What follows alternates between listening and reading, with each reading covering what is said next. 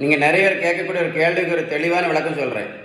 நிறைய பேர் என்ன கேட்பீங்க அப்படின்னா, யூரிக் ஆசிட் ப்ராப்ளத்துக்கு என்ன பண்ணணும், ஜூஸ் குடித்தா யூரிக் ஆசிட் சரியாகுமா, என்ன ஜூஸ் குடித்தா யூரிக் ஆசிட் ப்ராப்ளம் சரியாகும் அப்படி நீங்கள் நிறைய பேர் கேட்டிருக்கீங்க. யூஆர்ஐசி, யூரிக் ஆசிட். ஓகேவா?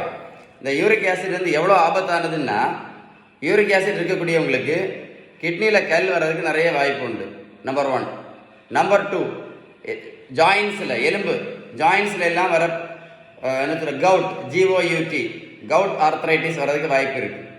சிலவங்களுக்கு ரொம்ப ரேராக பார்த்தீங்கன்னா கண்ணில் கூட ப்ராப்ளம் வர்றதுக்கு சான்சஸ் இருக்குது. ஸோ இந்த யூரிக் ஆசிட்னால இவ்வளோ ப்ராப்ளம்ஸ் இருக்குது. இன்னும் நிறைய ப்ராப்ளம்ஸ் இருக்குது யூரிக் ஆசிட்டில். யூரிக் ஆசிட்டை வந்து எந்த ஜூஸ் குடிச்சும் யூரிக் ஆசிட்லாம் சரி ஆகாது. சரி, அதெல்லாம் கேட்டுடுங்க. எந்த ஜூஸ் குடித்தாலும் யூரிக் ஆசிட் பிரச்சனை எல்லாம் சரி ஆகாது.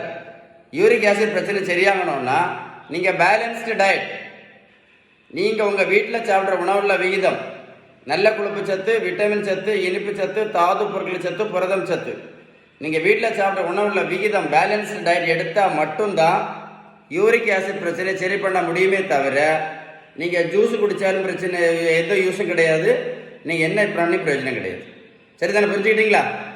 இந்த தம்பி பாருங்க, 70 கிலோ வெயிட்டு குறைச்சிருக்கேன். 140 70 கிலோ. நீங்களே சொல்லுங்க, 70 கிலோ வெயிட்டு குறைச்சா யூரிக் ஆசிட் பிரச்சனை சரியாகும். அவ்வளோதான். அதானே செய்யணும். ஒன்று வெயிட்டு குறைக்கணும். ஒல்லியாக இருந்தாலும் நிறைய பேர் யூரிக் ஆசிட் ப்ராப்ளம் இருக்குது. அப்போ பேலன்ஸ்டு டயட் எடுக்கணும். அவ்வளோதான். உங்களை வெயிட்டு குறைக்க ஏதாவது சந்தேகம் இருந்தாலோ, இல்லை யூரிக் ஆசிட் பிரச்சனை, யூரிக் ஆசிட் என்னென்ன டயட் சாப்பிடணும் அப்படின்னு ஏதாவது உங்களுக்கு டவுட் இருந்தாலோ, இந்த நம்பரை கண்டிப்பாக கால் பண்ணி பேசுங்க. இந்த முக்கியமான வீடியோ உங்கள் ஃப்ரெண்ட்ஸுக்கு கண்டிப்பாக ஷேர் பண்ணி கொடுங்க. நிறைய பேர் என்ன தவறுதலாக நினச்சிட்டு இருக்காங்க, ஜூஸ் குடிச்சாச்சுன்னா யூரிக் ஆசிட் பிரச்சனை சரியாயிரும். அப்படிலாம் சரியாகாது.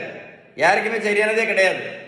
யார் யார் பேலன்ஸ்டு டயட் எடுத்தாங்களோ, யார் யார் வெயிட்டை குறைச்சாங்களோ அவங்களுக்கு மட்டும்தான் யூரிக் ஆசிட் ப்ராப்ளம் நிரந்தரமாக சரியாயிட்டு உண்டு.